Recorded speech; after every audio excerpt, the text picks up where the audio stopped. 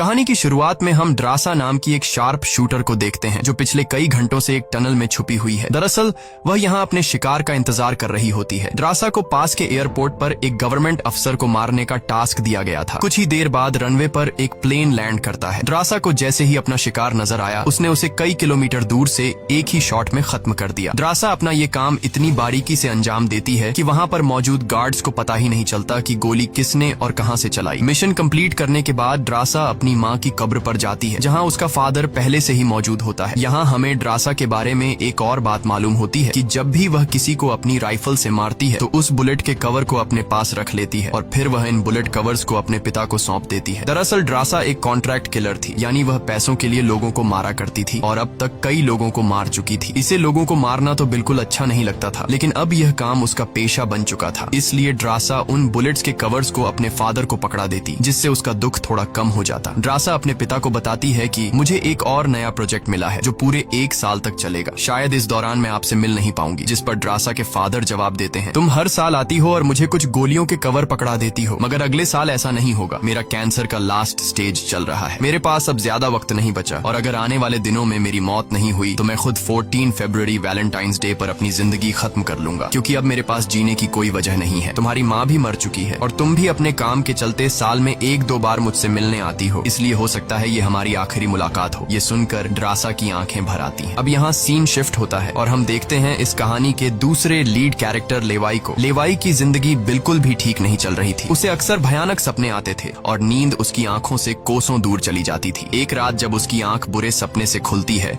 तो लेवाई अपने घर से बाहर निकलकर समुद्र के किनारे पर आता है। यहाँ उसे थोड़ा बेहतर महसूस होता है और वह अपनी डायरी में कुछ लिखने लगता है। तभी लेवाई को अचानक उसके फोन पर एक मैसेज आता है। उस मैसेज में उसे एक एड्रेस दिया गया होता है जहाँ उसे जल्द से जल्द पहुंचने का कहा गया होता है। लेवाई बिना वक्त गंवाए एक मिलिट्री बेस पर पहुंचता है और वहां उसकी मुलाकात होती है एक लेडी ऑफिसर से जिसका नाम बार्तो है। बातचीत के दौरान हमें पता चलता है कि लेवाई कोई आम इंसान नहीं बल्कि एक आर्मी ऑफिसर था, लेकिन अब वह रिटायर हो चुका है और सिर्फ इतना ही नहीं, वह एक डेडली स्नाइपर भी रह चुका है। वह अब तक 200 से भी ज्यादा लोगों को स्नाइपिंग से मार चुका है। बार्तो लेवाई से कहती है, मैं तुम्हें एक मिशन पर भेजना चाहती हूँ क्योंकि तुम एक बहुत ही अच्छे स्नाइपर हो और ये सिर्फ तुम ही कर सकते हो। लेकिन मिशन पर भेजने से पहले बार्तो लेवाई से एक बहुत ही जरूरी सवाल पूछती है, अगर तुम इस मिशन पर गए तो क्या तुम्हें याद करने वाला पीछे कोई है? ये बात सुनकर लेवाई को कुछ अजीब लगने लगता है, लेकिन फिर वह जवाब देता है, नहीं, मेरा इस दुनिया में अब कोई भी अपना नहीं है। ये सुनकर वो लेडी लेवाई से कहती है, तुम तैयारी कर लो, कुछ घंटे बाद तुम्हें उस मिशन पर भेजा जाएगा और वहाँ तुम्हें 1 साल के लिए रहना है। इसके बाद लेवाई को बेहोश कर दिया जाता है और जब उसकी आंख खुलती है तो वह अपने आप को एक एरोप्लेन में पाता है। लेवाई कुछ समझ नहीं पाता कि आखिर उसे कहाँ ले जाया जा रहा है और उसे किस तरह का मिशन सौंपा गया है। इसलिए लेवाई वहाँ पर मौजूद एक सोल्जर से पूछता है, मुझे कहाँ ले जाया जा रहा है? लेकिन वह सोल्जर लेवाई की इस बात का कोई जवाब नहीं देता, बस इतना कहता है, अपना आईडी और वॉच हमें दे दो, ये सब तुम्हें तब वापस मिलेगा जब तुम्हारा मिशन पूरा हो जाएगा। थोड़ी देर बाद वो सोल्जर उसे बताता है, अब तुम्हारा प्लेन से उतरने का वक्त आ चुका है। कुछ ही मिनटों में हम नो फ्लाइंग जोन एरिया में एंटर करने वाले हैं। यहाँ से आगे जाने की हमें परमिशन नहीं है। बस वह सिर्फ इतना बताता है कि नीचे उतरने के बाद तुम्हें अकेले 32 किलोमीटर नॉर्थ की तरफ पैदल जाना होगा, तब तुम अपनी मिशन वाली जगह पर पहुंच जाओगे। लेकिन लेवाई के दिमाग में अब भी एक ही बात चल रही थी। वो फिर से उस सोल्जर से पूछता है, आखिर हम जा कहाँ रहे हैं? इस पर सोल्जर जवाब देता है, मुझे इस सवाल का जवाब देने का परमिशन नहीं है। मेरी वर्दी में एक माइक्रोफोन लगा हुआ है। अगर मैंने तुम्हें इस जगह के बारे में बताया तो मुझे नौकरी से निकाला जा सकता है या फिर मारा भी जा सकता है। यह बात सुनकर लेवाई के गले में सांसें अटक जाती हैं। इसके बाद उसे एक पैराशूट दिया जाता है और प्लेन का दरवाजा खुलते ही लेवाई कूद जाता है और सेफली लैंडिंग करता है। लेकिन असली गेम तो अब शुरू होता है। 32 किलोमीटर की दूरी उसे पैदल तय करनी थी। लेवाई को पैदल चलते चलते 2 दिन बीत जाते हैं और 2 दिनों का लंबा सफर तय करने के बाद फाइनली वो उस जगह पर पहुंच जाता है। वो देखता है कि ये एक बहुत ही सुनसान इलाका है जहां इंसान तो दूर बल्कि उससे परिंदे भी नहीं दिखाई देते। तभी उसकी मुलाकात जेडी नाम के एक आदमी से होती है। जेडी 1 साल तक यहाँ मिशन पर था, अब उसकी ड्यूटी खत्म हो चुकी है, इसलिए अब लेवाई उसकी जगह संभालेगा। जेडी लेवाई को एक वॉच टावर की तरफ ले जाता है। टावर के टॉप पर पहुंचने के बाद लेवाई को अब भी समझ नहीं आ रहा था कि उसे यहाँ क्या काम करना है। यही सवाल जब वो जेडी से पूछता है तो जेडी जवाब देता है, यहाँ एक बहुत ही गहरी खाई है जिसे गॉर्ज नाम दिया गया है। ये एक बहुत ही मिस्टीरियस और गहरी खाई है जिसके बॉटम तक आज तक कोई भी नहीं पहुंच पाया। तुम्हारा काम बहुत ही सिंपल है, तुम्हें इस खाई की पहरेदारी करनी है। इसके बाद वो लेवाई को यहाँ के स्ट्रिक्ट रूल्स बताता है। वह कहता है, तुम यहाँ से बाहर महीने में एक ही बार हेडक्वार्टर फोन कर सकते हो, चाहे कुछ भी हो जाए। तुम बाहर की दुनिया से जुड़ने की उम्मीद मत रखना। ये टावर, जिसे हम वेस्ट टावर कहते हैं, इसके ठीक सामने ईस्ट टावर है, वह रशिया का है। वहाँ भी एक गार्ड अपनी ड्यूटी निभा रहा है, लेकिन तुम दोनों के बीच कोई भी कांटेक्ट अलाउ नहीं है। तुम्हें सिर्फ अपनी ड्यूटी पर ध्यान देना है और हाँ, आने वाले खतरे के लिए हर वक्त तैयार रहना, क्योंकि यहाँ तुम पर किसी भी वक्त हमला किया जा सकता है। यहाँ ऑटोमेटिक गन्स और नीचे ढेर सारे लैंड माइन्स लगाए हुए हैं। अगर ऑटोमेटिक गन्स में गोलियां खत्म हो जाए तो उसे हमेशा रिलोड रखना, क्योंकि हमले के दौरान ऑटोमेटिक गन्स तुम्हारी बहुत काम आएगी। और आखिरी बात, अगर तुम्हें कभी भी यहाँ तेज सायरन की आवाज सुनाई देने लगे तो तुम बिना सोचे समझे यहाँ से भाग जाना। जेडी कहता है, मुझे भी नहीं पता कि ऐसा क्यों बोला गया है, लेकिन मुझे जो पिछले ड्यूटी वर्कर ने बताया था वही मैं तुम्हें बता रहा हूँ। लेवाई उसकी सारी बातें अच्छी तरह से सुन लेता है, पर उसका सवाल एक ही था। वह पूछता है, आखिर यहाँ ऐसा क्या है जिसके लिए इतनी स्ट्रिक्ट सिक्योरिटी लगाई गई है? तभी जेडी एक ग्रेनेड निकालता है और इस ग्रेनेड को उस गहरी खाई में फेंक देता है। ग्रेनेड जैसे ही खाई की गहराइयों में धमाका करता है, वहाँ से एक अजीब भयानक आवाज गूंजने लगती है। वो आवाज किसी इंसान की बिल्कुल भी नहीं थी, वो किसी ऐसी चीज की थी जो अंधेरे में छुपी थी। जेडी लेवाई की तरफ देखता है और कहता है, ये आवाज जो तुम सुन रहे हो ये उन क्रीचर्स की है जिन्हें हम होलोमैन कहते हैं। ये क्रीचर्स इस घड़े के अंदर रहते हैं और तुम्हारी यहाँ पर ड्यूटी ये है कि इस घड़े के अंदर से किसी भी क्रीचर को बाहर निकलने नहीं देना है। कहा जाता है कि 1940 में यूएस आर्मी के 2400 आर्मी सोल्जर्स को इस गड्ढे के अंदर भेजा गया था ताकि यह सोल्जर्स उस गड्ढे के अंदर मौजूद सभी क्रीचर्स को खत्म कर सकें, लेकिन आज तक उनमें से एक भी जिंदा सोल्जर वापस लौट कर नहीं आया। और अब जेडी लेवाई को पूरी इंफॉर्मेशन हर एक चीज का बताकर घर वापस जाने की तैयारी करने लगा, क्योंकि उसने यहाँ 1 साल की ड्यूटी पूरी कर दी। अब लेवाई को यहाँ 1 साल तक ड्यूटी देनी थी। जेडी लेवाई को अलविदा कहकर यहाँ से निकल पड़ता है। वह बहुत खुश था क्योंकि 1 साल बाद वह घर जाने वाला था, लेकिन उसे पता नहीं था कि आगे उसके साथ कुछ ऐसा होने वाला है जिसके बारे में सोचने से भी डर लगता है। लोकेशन पर पहुंचने के बाद जेडी जैसे ही स्मोक करता है, तब एक हेलीकॉप्टर उसे लेने के लिए आता है। वह हेलीकॉप्टर उसके लिए रस्सी नीचे फेंकता है और जेडी इस रस्सी के जरिए ऊपर हेलीकॉप्टर में चढ़ने लगता है। हेलीकॉप्टर में बैठा एक सोल्जर पहले जेडी की आइडेंटिटी कंफर्म करता है। जेडी जब उसे अपनी पूरी इंफॉर्मेशन देता है तो हेलीकॉप्टर में बैठा वो सोल्जर पहले जेडी को शूट करता है और उसके बाद उसकी रस्सी काट कर उसे नीचे गिरा देता है। अब यहाँ एक बात तो साफ हो चुकी थी कि जो इस जगह आता है वो यहाँ से कभी लौट नहीं पाता। इसके बाद हमें अगले दिन का सीन दिखाया जाता है। लेवाई अपने काम को निभाने लगता है। सबसे पहले वो यहाँ की कुछ रिपोर्ट्स चेक करता है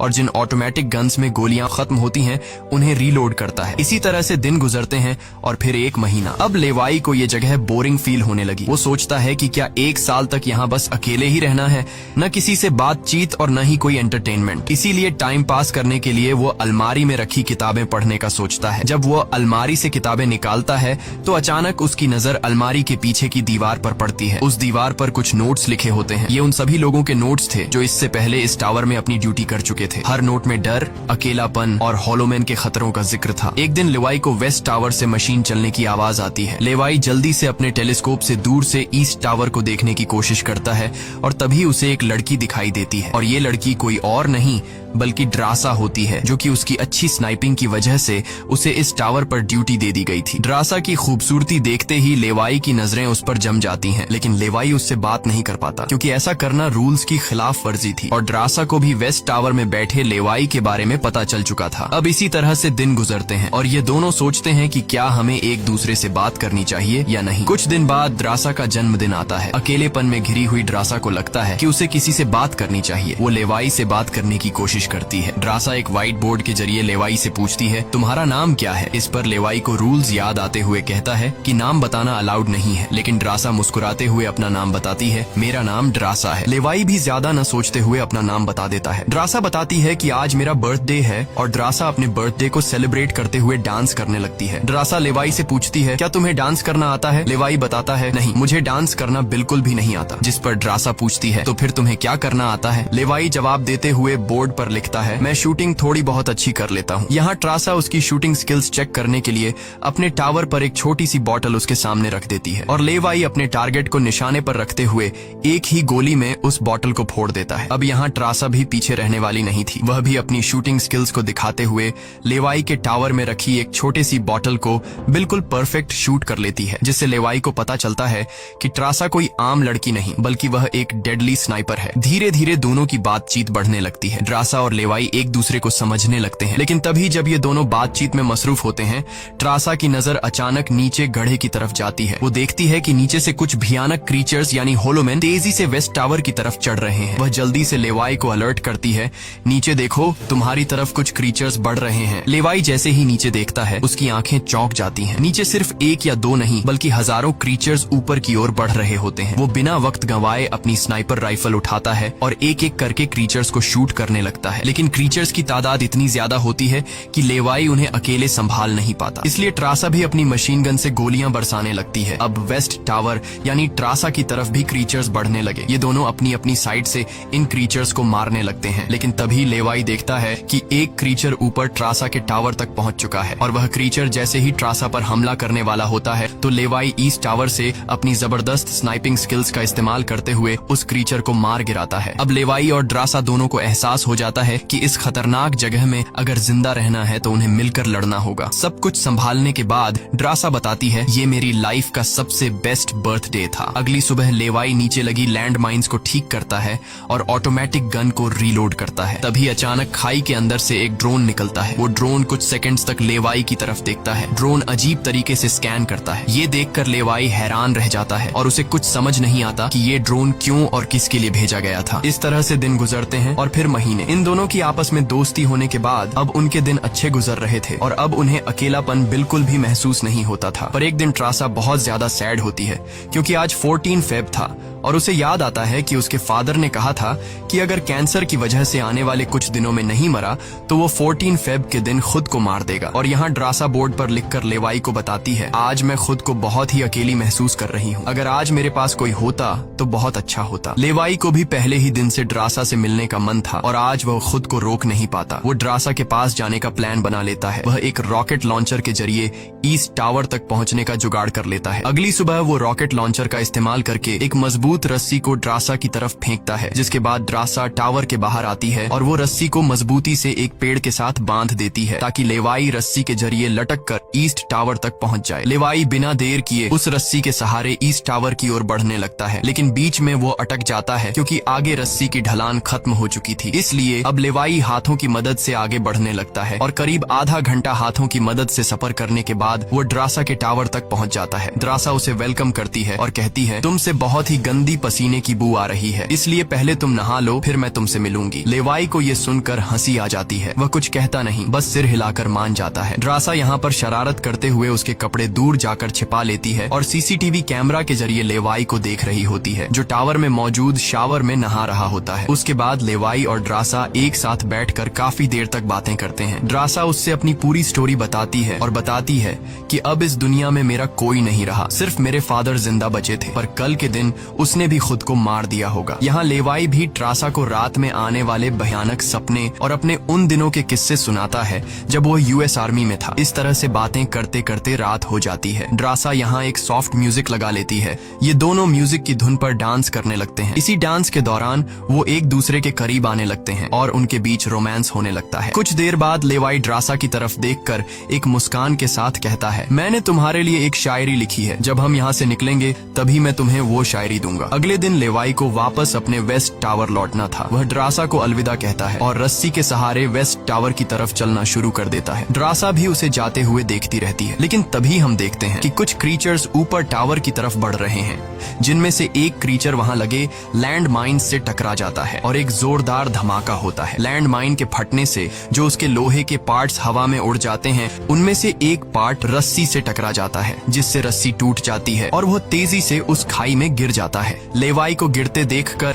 ट्रासा बिना सोचे समझे अपना पैराशूट उठाकर वह भी उस खाई में कूद जाती है। खाई की गहराई में गिरने के बाद ट्रासा पानी की तेज बहाव वाली नदी में बहने लगती है। वह किसी तरह करके नदी से बाहर निकलकर किनारे तक पहुंच जाती है। दूसरी तरफ लेवाई की किस्मत अच्छी होती है कि वो एक बड़े से पेड़ पर गिरकर लटक चुका था। इतनी ऊंचाई से गिरने के बाद उसे चोटें तो काफी सारी आ जाती हैं, पर उसकी जान बच जाती है। जैसे ही उसकी आंखें खुलती हैं, वो देखता है कि एक बड़ा कीड़ा उस पर हमला करने के लिए बढ़ रहा है। वो खुद को बचाने की कोशिश करता है, पर तभी पेड़ की लकड़ी टूट जाती है और लेवाई नीचे पेड़ की जड़ों पर गिर जाता है। नीचे गिरते ही पेड़ की जड़ों ने उसे अपनी गिरफ्त में लेने लगती है और लेवाई को जकड़ लेती है। उससे पहले कि ये जड़ें लेवाई को मार देती, वहाँ ट्रासा पहुँच जाती है। वो जल्दी से चाकू निकालकर इन जड़ों को काटने लग जाती है, जिससे लेवाई आजाद हो जाता है। इसके बाद लेवाई और ट्रासा चारों ओर देखने लगते हैं। हर तरफ सन्नाटा और डर का माहौल छाया होता है। तभी अचानक पेड़ों की आड़ से कुछ क्रीचर्स निकलकर उन पर हमला कर देते हैं। यहाँ उनके बीच एक बड़ी फाइट होने लगती है। लेवाई अपनी बंदूक संभालता है और पहली गोली सीधे एक क्रीचर के सर में मारता है। एक के बाद एक दोनों ने मिलकर दोनों क्रीचर्स को खत्म कर दिया। यहाँ लेवाई की नजर क्रीचर की डेड बॉडी पर पड़ती है। वह देखता है कि क्रीचर ने वही आर्मी वर्दी पहन रखी थी जो किसी जमाने में अमेरिकन सोल्जर्स की होती थी। ये देखकर लेवाई के रोंगटे खड़े हो जाते हैं। तभी उसे जेडी की वो बातें याद आती हैं जब उन्होंने बताया था कि 1940 में 2400 सोल्जर्स के एक बड़े ग्रुप को इस खाई में भेजा गया था और वो सैनिक कभी वापस नहीं लौटे थे। उसके बाद लेवाई और ट्रासा एक अजीब भयानक सी जगह पर पहुंच जाते हैं। यहाँ का मंजर किसी बुरे सपने जैसा था। हर तरफ इंसानों के सड़े गले शरीर पड़े थे और सबसे अजीब बात यह थी कि इन शरीरों के अंदर से पेड़ पौधे उग आए थे। ऐसा लग रहा था जैसे कोई जानलेवा वायरस ने इस जगह को अपनी गिरफ्त में ले लिया हो। तभी अचानक पेड़ों के बीच से कुछ हलचल होती है। लेवाई और ट्रासा समझ जाते हैं कि क्रीचर्स एक बार फिर उनका पीछा कर रहे हैं। डर के मारे यह दोनों तेजी से भागने लगते हैं और एक टूटी फूटी चर्च में घुस जाते हैं। दरवाजा बंद करने के बाद सामने उन्हें एक अजीब सा नजारा दिखता है। हर तरफ इंसानों की लाशें पड़ी हुई थीं। उनकी हालत देखकर ऐसा लग रहा था जैसे उन्होंने खुद अपनी जान ले ली हो ताकि इस वायरस से बच सकें। अचानक एक बड़ी मकड़ी ट्रासा के ऊपर कूद पड़ती है और ढेर सारी और भी मकड़ियां निकल आती हैं। ये मकड़ियां साइज में काफी बड़ी होती हैं। जैसे ही स्पाइडर उन पर हमला करता है, लेवाई और ट्रासा मिलकर उसे खत्म कर देते हैं। दूसरी तरफ चर्च का दरवाजा वो क्रीचर तोड़कर अंदर आ जाते हैं। लेवाई और ट्रासा अपनी जान बचाने के लिए उन पर फायरिंग शुरू कर देते हैं और जैसे तैसे करके उनसे अपनी जान छुड़ाकर चर्च से बाहर निकल आते हैं। तभी लेवाई की नजर सामने पहाड़ में बनी एक पुरानी सुरंग पर पड़ती है। वह दोनों फौरन उस सुरंग के अंदर घुस जाते हैं। अंदर जाकर उन्हें पता लगता है कि असल में यह एक पुरानी लैब है। यहाँ हर जगह टूटी फूटी कांच, मशीन्स और पुराने जंग लगे हुए कंटेनर्स पड़े थे। यहाँ लेवाई को एक पुराना डीवीडी कैसेट मिलता है। लेवाई डीवीडी को प्ले करता है और स्क्रीन पर एक लड़की नजर आती है। वह लड़की कहती है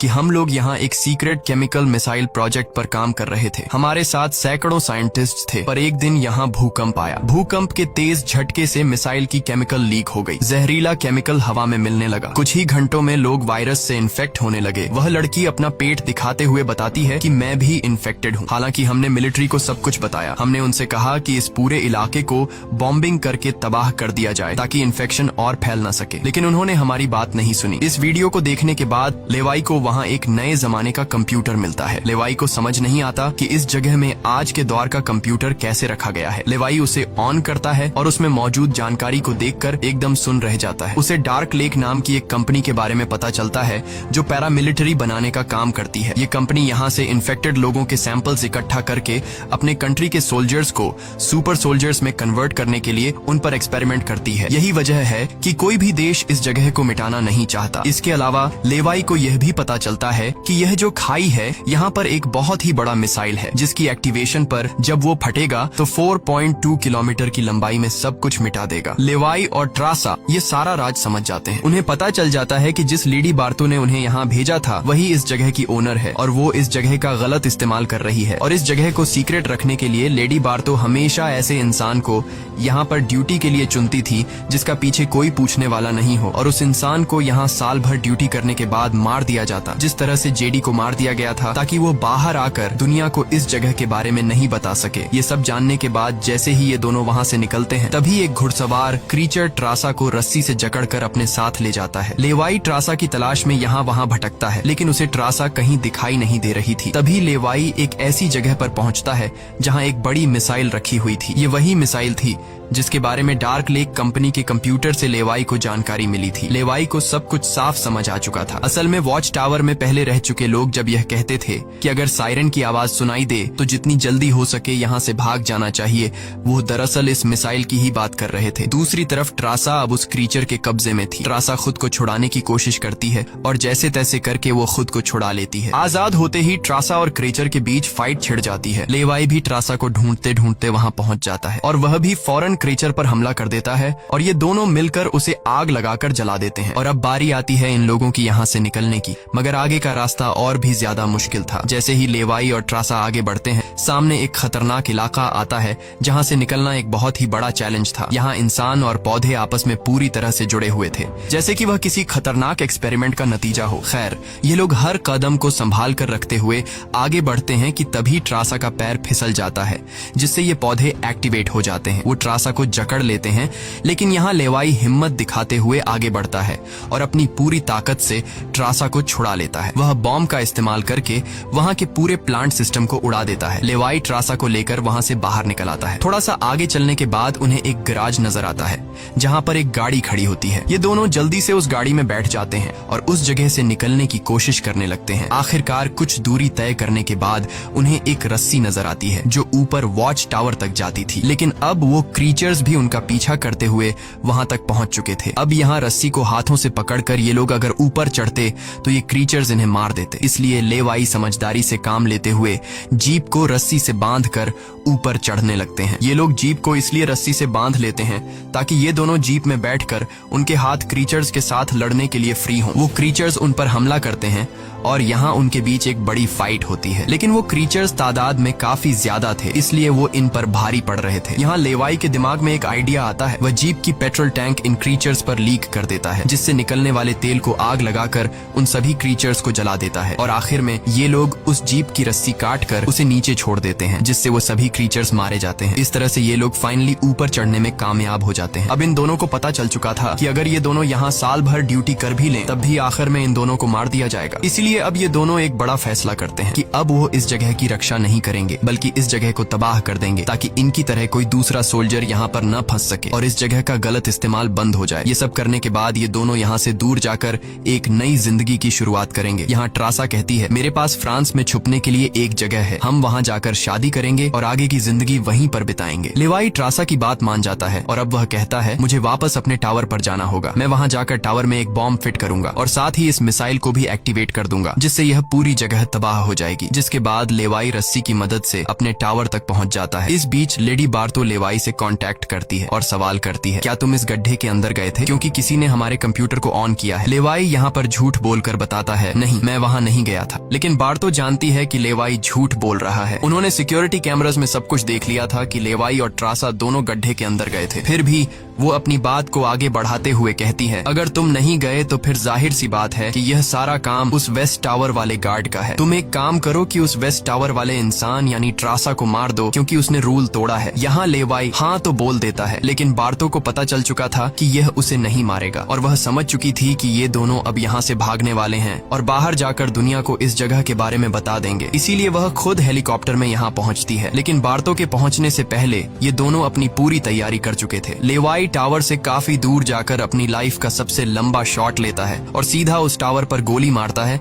जो सीधा नीचे मिसाइल से कनेक्ट था, जिससे एक तेज सायरन बजने लगता है। अब उनके पास टाइम कम था। ये दोनों तेजी से भागने लगते हैं क्योंकि जब मिसाइल फटेगी तो वह 4.2 किलोमीटर के एरिया को तबाह कर देगी। लेवाई और ट्रासा दोनों पूरी ताकत से जंगल की ओर भागने लगते हैं। ट्रासा अपनी जान बचाते हुए उस जगह से काफी दूर निकल जाती है, लेकिन लेवाई के पैर में चोट आई थी जिससे वह तेज नहीं भाग सकता था। दूसरी तरफ बार्तो को भी यह समझ आ चुका था कि जल्द ही मिसाइल ब्लास्ट होने वाला है। ठीक इसी वक्त मिसाइल एक्टिवेट हो जाती है और एक बहुत ही बड़ा धमाका होता है जिससे पूरी खाई तबाह होने लगती है। ये ब्लास्ट इतना भयानक था कि उसके लपटने और झटके दूर तक फैल गए, जिसमें बार्तो का हेलीकॉप्टर भी उस धमाके की चपेट में आ जाता है और वह वहीं मारी जाती है। ट्रासा ने तो 4.2 किलोमीटर का फासला तय कर लिया था, लेकिन लेवाई उस धमाके की लपेट में आ जाता है और धमाके से आने वाली तेज हवा उसे पानी में गिरा देती है। दूसरी तरफ खाई में सभी क्रीचर्स मारे जाते हैं। अब सिर्फ ट्रासा उस धमाके में जिंदा बच गई थी और वह एक ऊंची जगह पर खड़ी होकर लेवाई का इंतजार करने लगी। इंतजार करते करते रात हो जाती है, लेकिन लेवाई का कोई अता पता नहीं चलता। वो समझ जाती है कि अब लेवाई जिंदा नहीं रहा, जिसके बाद कहानी यहाँ से कुछ महीने आगे शिफ्ट होती है। ट्रासा लेवाई की लिखी हुई कविता को पढ़ती है। हर एक शब्द में उसे लेवाई की यादें महसूस होती हैं। आंखों में आंसू लिए वो अपने दिल को संभालने की कोशिश करती है। अब ट्रासा एक नई जिंदगी की शुरुआत करते हुए फ्रांस के एक होटल में वेट्रेस की जॉब करने लगती है, लेकिन फिर अचानक एक दिन ट्रासा के सामने लेवाई आकर खड़ा हो जाता है। वह जिंदा था। लेवाई को देखकर ट्रासा की आंखें खुली की खुली रह जाती हैं। वह खुशी के मारे दौड़कर लेवाई को गले लगाती है और इसी के साथ यह कहानी खत्म हो जाती है। अगर वीडियो आपको अच्छी लगी हो तो हमारे चैनल को सब्सक्राइब और वीडियो को लाइक जरूर कीजिएगा।